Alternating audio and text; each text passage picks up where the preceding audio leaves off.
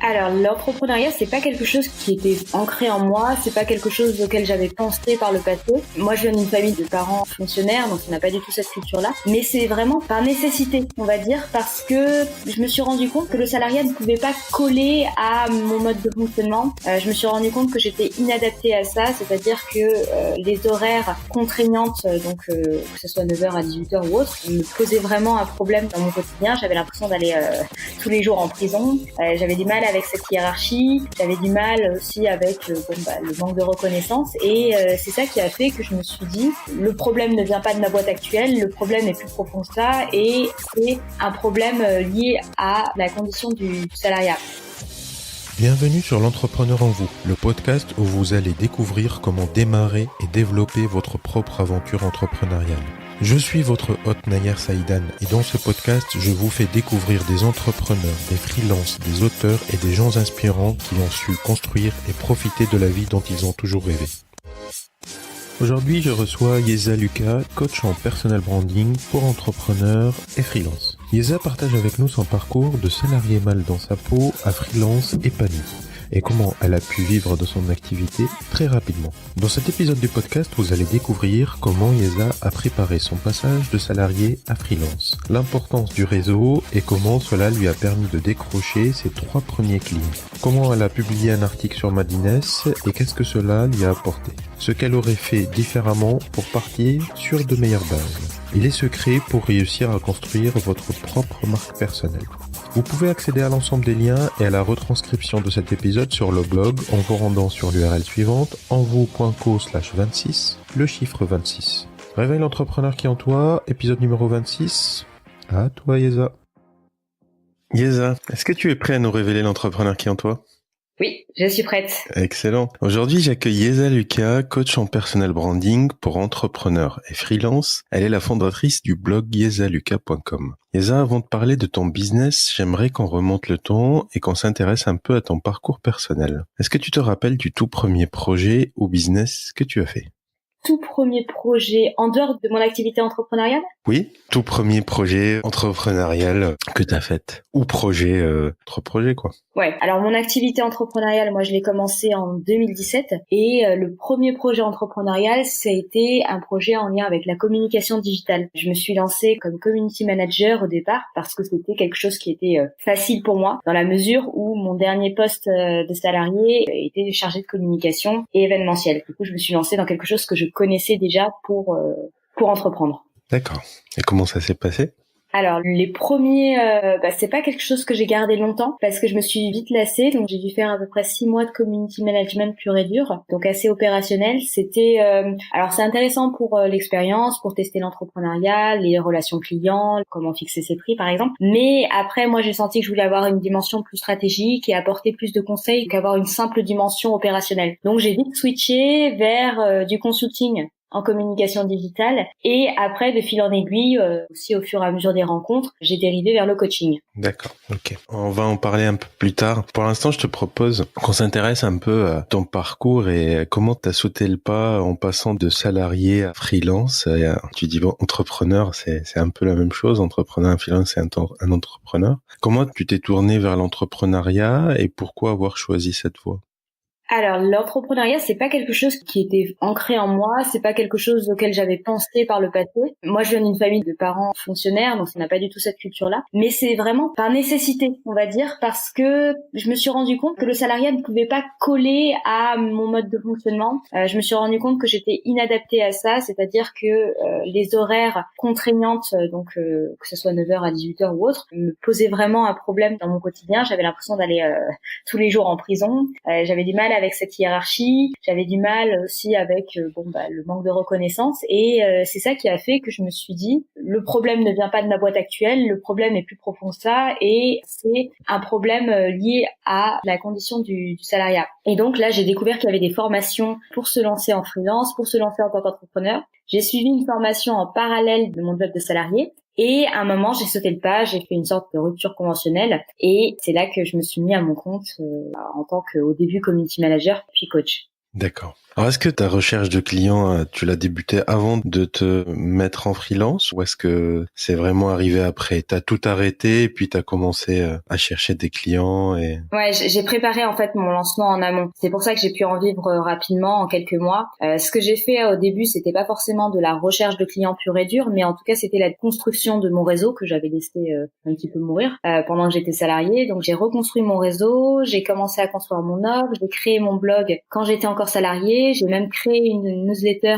sur une thématique spécifique à l'époque qui était l'économie sociale et solidaire en lien avec ma future activité. Et donc quand je me suis lancée, j'avais déjà ce réseau, cette petite communauté, et ça a été plus facile de trouver des clients parce que ce qu'il faut savoir, c'est que quand on se lance en tant qu'entrepreneur, il y a quand même un petit temps de battement entre le moment où on dit qu'on fait les choses et le moment où on voit les résultats arriver. C'est pour ça que je me suis pris un petit peu à l'avance. Et comment t'as trouvé tes 3 premiers clients? Alors, comment j'ai trouvé mes premiers clients, en tout cas les 3 premiers, justement par ce réseau, par ce développement de ce réseau. Alors, il y a 2 choses qui m'ont aidée. J'avais ma première cliente, enfin grosse cliente, elle venait de Shaper, donc une application de one-to-one pour élargir et rencontrer son réseau. Et j'ai une de mes premières autres clientes qui venait de la communauté de freelance que j'avais créée, parce que je donnais régulièrement des conseils pour entreprendre dans une communauté qui s'appelle le réseau des freelances de l'économie sociale et solidaire et du développement durable, qui aujourd'hui vit d'elle-même. Mais c'est grâce à cette communauté que j'ai trouvé en tout cas les premiers clients dans cette cible-là et Shaper également qui m'a aidé à développer mon réseau et ma clientèle. D'accord. Donc t'as apporté de la valeur pour avoir des gens qui reviennent vers toi, quoi. Exactement. Excellent. Si c'était à refaire, quelles sont les choses que t'aurais refait pareil et les choses que t'aurais pas fait? Les choses que j'aurais refait pareil. Alors, il y aurait toujours l'idée de me développer grâce à la mise en place d'une stratégie de contenu qui fait, qui fait venir les clients à moi sans que j'ai à démarcher. Par exemple, quelque chose qui m'a vraiment aidé à décoller, ça a été de publier des articles dans Madines. Mon premier article dans Madines m'a apporté, en tout cas, c'est à ce moment-là que j'ai eu mes premiers clients. Donc, ça m'a apporté aussi de la visibilité. Donc ça, je continuerai à le refaire puisque ça marche très bien et c'est ce que aujourd'hui j'enseigne en coaching. D'accord. C'est Madines qui a fait appel à toi ou c'est toi qui l'apporte? Voilà, c'est une contribution gagnant-gagnant, c'est-à-dire que moi je publie un article chez eux, donc ils me payent pas, et moi en échange je surfe sur leur visibilité, qui est plus grosse que la mienne. C'est un gros média. Donc c'est le deal en fait. Quand on fait des articles invités, c'est pas argent contre travail, c'est visibilité contre contenu. D'accord. Donc ça t'a apporté vraiment de la crédibilité, cet article. Ouais. Et je fais régulièrement aujourd'hui. Quand on a un interlocuteur privilégié, c'est plus facile de publier régulièrement. Alors dans les choses que j'aurais pas refaites ou que j'aurais faites autrement, je pense que je me serais un peu mieux posée au départ pour réfléchir à ma vision entrepreneuriale, à ce que je voulais vraiment, à ce que je ne voulais pas, et ça m'aurait évité peut-être de re-switcher plusieurs fois dans mon activité. Tu veux dire ta cible, qu'est-ce que tu veux faire, c'est ça? Voilà, moi je me suis lancée, alors j'irais pas jusqu'à dire que je me suis lancée dans l'urgence, mais je me suis lancée rapidement. C'était pas un projet qui était bien construit, bien rodé au départ, c'était en mode test. Bon, ça a quand même marché, hein. Je sais pas si c'est le hasard ou que j'ai quand même fait un peu de travail en amont, comme je disais, qui a fait que ça a bien marché. Mais il y avait quelques bases que j'avais pas posées sur vraiment ce que je voulais dans la vie, comment est-ce que je pensais développer mon activité à moyen terme. Tout ça, je m'étais pas posé les questions. Pareil, au niveau du type de client que je voulais, je m'étais pas posé la question. Et en fait, j'ai appris plein de choses sur le tas. J'ai appris globalement avec qui je voulais pas travailler. J'ai appris des tarifs à perte. J'ai appris plein de choses sur le tas. Mais peut-être que si j'avais un peu mieux médité ça en amont, ça m'aurait permis de gagner du temps. D'accord. Mais bon, ça fait partie de la courbe d'apprentissage aussi. Exactement. Et après, j'ai pas de regrets. Hein. C'est juste que oui, ça aurait pu être plus rapide. Mais bon, après, moi, je suis assez dans l'action plus que dans la réflexion parfois. Et donc, ça fait que je teste et je vois. Ok. Et tu disais tout à l'heure que tu as commencé en community manager et ensuite tu as switché totalement pour faire du coaching. Pourquoi avoir fait ça et puis comment ça, une opportunité qui s'est présentée, comment ça s'est fait? Alors déjà, je me suis très vite rendu compte que je m'ennuyais dans le community management, que je me sentais pas valorisée dans la mesure où je faisais du travail opérationnel. Et moi, je pense que j'avais quelque chose d'autre à apporter qui était de l'ordre de la stratégie. Et c'est à ce moment-là que justement, quand je faisais des questions-réponses dans ma communauté, j'ai eu une de ces premières clientes qui m'a contactée pour de l'accompagnement. Et là, je me suis dit, mais en fait, c'est ça que j'aime. C'est ce que j'aime vraiment, c'est pouvoir suivre et accompagner une personne, la conseiller, l'aider à développer son activité. Et c'est pour ça que je me suis dit, tiens, je vais faire du coaching puisque c'est ça qui me plaît. Donc tu l'as accompagnée, elle t'a demandé de l'accompagner pour qu'elle aussi se mette en freelance, c'est bien ça? Alors non, elle était déjà, c'était une personne qui était déjà lancée, mais alors Plus précisément, elle, c'était sur quelque chose de spécifique, c'est-à-dire qu'elle voulait mieux maîtriser son image sur le web, donc mieux maîtriser les outils de communication et les réseaux sociaux. Et donc, ça, elle savait pas le faire toute seule, et c'est pour ça qu'elle s'est dit qu'elle investirait bien dans de l'accompagnement en communication digitale et finalement en personal branding. D'accord. Ce qui est ton activité principale aujourd'hui. Ouais, aujourd'hui, je fais du coaching pour entrepreneurs. Alors, ma spécialisation, c'est le développement de sa marque personnelle. Mais après, comme j'ai quand même une expertise, j'ai coaché un certain nombre d'entrepreneurs, je me dis d'abord coach pour entrepreneurs parce que je les aide à développer leur activité. Alors, qu'est-ce qu'on appelle personal branding, Yeza? C'est un terme anglophone, mais est-ce que ça regroupe beaucoup de choses ou est-ce que c'est assez simple? C'est pas très compliqué. Après, c'est un ensemble de choses qu'il faut mettre en place, mais la définition pour moi, c'est une stratégie de marketing qui permet d'être son propre produit. C'est-à-dire que grâce au personal branding, on peut utiliser sa différence, donc sa personnalité, son authenticité, son histoire pour se démarquer dans un marché qui est assez concurrentiel, celui de l'entrepreneuriat. Et on peut se démarquer donc de personnes, en tout cas d'entrepreneurs, qui vendent les mêmes services ou les mêmes produits que nous. Et donc c'est quelque chose d'assez intelligent puisque personne ne peut rivaliser avec nous sur le plan de notre personnalité. C'est pour ça que ça implique de travailler sur soi d'abord, ça implique de travailler sur qui on est, quelle est notre histoire, quelle est la vision de notre projet, pour ensuite la communiquer. D'accord. Et selon toi, quels sont les secrets pour réussir justement son personal branding? Les secrets, alors le premier, c'est d'abord de se connaître, parce que si on se connaît pas, on peut pas avoir une communication vraiment authentique. Et à l'écrit, puisque moi je travaille également sur le copywriting, donc c'est l'art d'écrire pour vendre. Quand je travaille là-dessus, ça se sent quand quelque chose est faux, quand quelque chose n'est pas vraiment incarné, et donc ça convertit moins, ça touche moins. Et donc c'est pour ça qu'il faut vraiment être aligné avec qui on est pour pouvoir communiquer de manière impactante. D'accord, ok. Yeza, tout à l'heure, tu disais que ta première cliente en coaching, elle est venue un peu naturellement. Comment ensuite tu as cherché les clients qui suivaient? Alors, toujours avec la stratégie de contenu, c'est-à-dire publier régulièrement des articles. Alors, je faisais au moins un article par semaine, que je communiquais sur un certain nombre de réseaux sociaux. Et donc, c'est ça qui a attiré un certain nombre de personnes à moi. Je parlais de communauté tout à l'heure. La communauté dont la cliente faisait partie, c'est une communauté que je co-animais. Mais ce qu'on faisait également, c'est qu'on organisait des rencontres mensuelles pour rencontrer en réel des personnes de la communauté. Et ça crée un lien qui est beaucoup plus fort. C'est pour ça que ça m'a permis aussi de créer des liens avec d'autres potentiels clients. D'accord. Est-ce que c'est le principal facteur qui fait que les gens viennent vers toi? C'est le fait de les rencontrer physiquement, c'est très important? Alors ça, c'est important pour le coup. Après, il n'y a pas que ça, hein. C'est un ensemble de facteurs qui fait que globalement, mon nom ressort quand on cherche quelqu'un sur le personal branding. À un moment, j'ai été mentor et coach de plusieurs formations d'entrepreneurs dans une boîte qui m'a donné également de la visibilité. J'ai eu des interviews aussi, comme par exemple que je fais avec toi, qui ont fait que globalement, mon nom, il ressort. Et c'est pour ça que les gens pensent à moi quand ils ont besoin de coaching. D'accord. Yeza, quel est le meilleur canal marketing que tu utilises pour faire croître ton business? Toujours l'inbound marketing. Alors, il y a ma newsletter, pour être honnête. Ma newsletter marche le mieux. Après, la newsletter, il faut que les gens s'abonnent. Donc, pour ça, je fais des lead magnets pour permettre aux gens de me donner leur mail. Alors, lead magnet, tu peux nous expliquer un peu ça? Peut-être que tout le monde ne les maîtrise pas. Voilà, oui, bien sûr. Le lead magnet, c'est un contenu, ce qu'on appelle un contenu additionnel. Ça peut être un e-book, ça peut être des cours gratuits par mail, par exemple, qu'on propose aux visiteurs de son site internet en échange de leur adresse mail. Et donc, quand on obtient leur adresse mail, on peut faire plein de choses. On peut leur envoyer des newsletters. Bien sûr, on s'assure qu'on ait une politique de confidentialité qui soit bien aux normes, mais on peut leur envoyer donc des newsletters régulières comme je fais. Et en fait, quand on crée ces newsletters régulières, on crée un lien qui est privilégié et particulier avec son audience. Parce que contrairement aux réseaux sociaux, le mail, c'est quelque chose de beaucoup plus direct dans la mesure où on reçoit les mails directement sur son téléphone, dans sa boîte mail, alors que les réseaux sociaux, on est un peu dépendant d'un algorithme pour voir les publications qu'on met ou pas. C'est pour ça que le mail, c'est quelque chose qui convertit beaucoup mieux. D'accord. Yeza, où est-ce que tu en es aujourd'hui avec ton business en termes de chiffres? Aujourd'hui, ça se passe bien. Fin 2018, j'ai déplacé le premier plafond de micro-entrepreneur de TVA. Donc maintenant, je suis assujettie à la TVA. Tu veux dire que tu as dépassé les 70 000 €, c'est ça?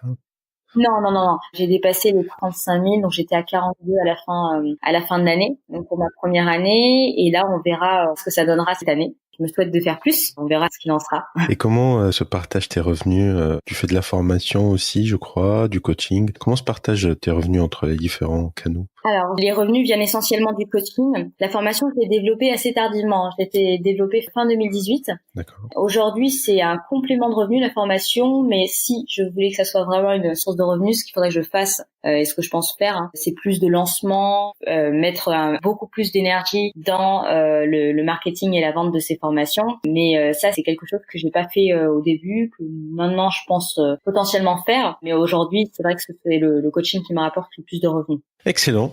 Yeza, c'est le moment des temps forts. Quel a été le pire moment de ton parcours d'entrepreneur et comment tu as fait pour rebondir? J'ai 2 moments qui me viennent en tête. Le premier, c'était un client très difficile où en fait c'est un projet en équipe où on était sollicité en permanence, j'étais stressée, c'était quelque chose d'assez horrible et en fait on m'a donné l'opportunité d'arrêter la mission, ce que j'ai fait, ça m'a vraiment soulagée. Le deuxième moment, ça a été l'année dernière où j'ai eu une période de creux où j'avais pas de clients pendant à peu près 2 mois. J'ai passé 2 mois avec très peu de clients, peu de revenus et donc c'était une période où émotionnellement c'était pas le top du top. Comment est-ce que j'ai fait pour m'en sortir? J'ai continué à faire ce que je faisais, à communiquer. J'ai essayé de revoir peut-être des choses qui marchaient pas, donc remettre tout en question. Et quelques mois après, donc 2 mois après, ça s'est débloqué. J'ai eu une grosse opportunité professionnelle avec un gros client et les affaires ont repris. D'accord. Donc du coup, il y a des hauts et des bas tout le temps, quoi. Ouais, alors je pense qu'on peut limiter ça, mais c'est vrai que quand tu te lances, t'as des périodes de creux et donc faut savoir les gérer. Donc comment est-ce qu'il faut les gérer? Déjà, c'est hyper important d'avoir de l'argent de côté ou avoir un chômage, parce que sans ça, c'est compliqué ces lancements et c'est même compliqué quand on est lancé et qu'il y a une période où ça va pas. Quand on a de l'argent de côté, de la trésor, on est quand même un peu plus tranquille. À contrario, quel a été le plus beau moment? Le moment où j'ai été le plus fière, c'est quand j'ai réussi à publier ce premier article sur Madines. Je me suis dit, un gros média s'intéresse à ce que j'écris. J'ai vraiment senti un sentiment de reconnaissance. C'est excellent. T'as contacté directement la rédaction de Madines ou tu connaissais quelqu'un dans la rédaction ou... Je connaissais personne. Je suis passée par la procédure classique, le mail contact. Ouais, donc y a rien de sorcier en fait. C'est juste. Non. Et surtout, moi, on m'avait dit que ça servait à rien de viser les gros médias comme ça. Il fallait commencer petit. Alors, j'ai essayé de commencer petit, et puis en fait, les petits médias m'ont pas répondu, et Madines m'a répondu. Donc, je me suis dit, tiens, maintenant, on va viser grand. C'est excellent. Lisa, c'est le moment de l'interview top 5. Le livre que tu recommandes? Le dernier livre que j'ai lu et que je recommande, c'est Jen Sincero, Tu vas tout déchirer. Excellent. Il parle de quoi? C'est comment vraiment mettre en place un bon état d'esprit pour entreprendre. Mais ce qui est bien, c'est la manière dont elle écrit, le style qu'elle utilise. Elle réveille en fait. Elle réveille vraiment les gens. Elle n'hésite pas à utiliser des mots cash et elle donne vraiment des conseils hyper pratiques. Et puis c'est drôle. Donc c'est un ensemble de choses dans son style qui fait que c'est frais, c'est drôle et ça nous réveille. Donc moi je le conseille, Jen Sincero, Tu vas tout déchirer. L'entrepreneur que tu suis ou dont t'es fan? Alors Jen Sincero, c'est vraiment quelqu'un que j'aime bien. Sinon il y a Livia Quero que je suis en ce moment, qui est donc une entrepreneure qui propose des accompagnements, du coaching. En ce moment elle est beaucoup plus tournée vers des sujets plus intimes, mais ce que j'aime bien c'est sa manière de s'exprimer qui est très authentique, on va dire. On sent vraiment de l'authenticité dans ce qu'elle dit. Tu parlais de coaching, est-ce que toi tu te fais coacher de temps en temps? Oui, je me suis fait coacher. Là, ponctuellement, je me fais coacher. J'aimerais avoir quelqu'un sur du long terme, comme beaucoup d'entrepreneurs font. Après, il faut juste trouver la bonne personne. Ton outil en ligne préféré?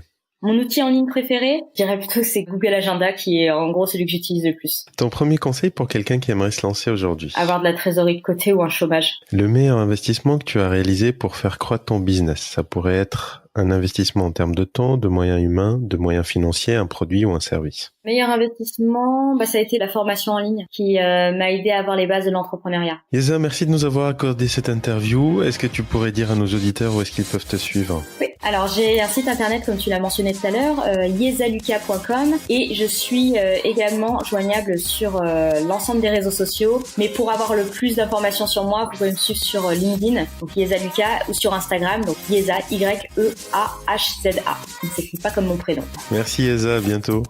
À bientôt. Merci encore à Yeza pour nous avoir révélé l'entrepreneur qui est en elle. Je vous rappelle que vous pouvez accéder à l'ensemble des liens et à la retranscription de cet épisode sur le blog en vous rendant sur l'URL suivante envou.co/26, le chiffre 26. Si vous avez apprécié cet épisode du podcast, j'apprécierais grandement votre soutien. Pour cela, je vous invite à laisser une note et un commentaire sur la page iTunes du podcast en vous rendant sur envou.co/iTunes. Vous pouvez aussi écouter tous les épisodes et vous abonner sur votre application de podcast préférée. Je vous remercie d'avoir écouté ce podcast jusqu'à la fin et je vous dis à très bientôt pour un nouvel épisode de l'Entrepreneur en vous. Merci à toi, fidèle auditeur.